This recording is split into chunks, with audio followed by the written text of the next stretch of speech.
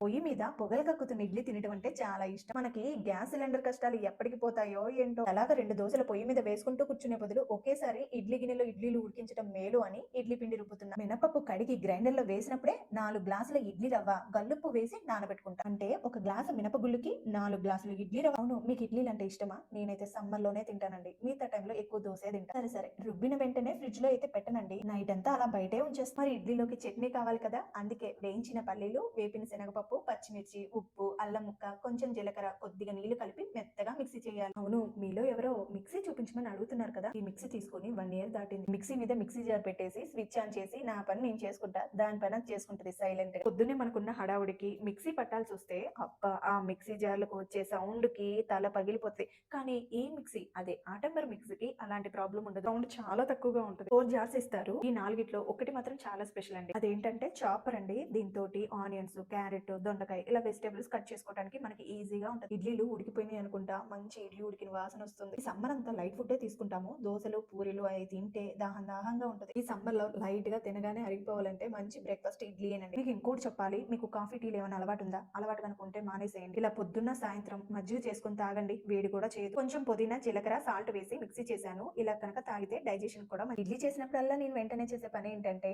ఇడ్లీ గిన్నెలు వెంటనే నానబెట్టి తర్వాత తోముదాంలే అనుకుంటే రేపటిదాకా అలాగే షింక్ లో ఉండిపోతాయి.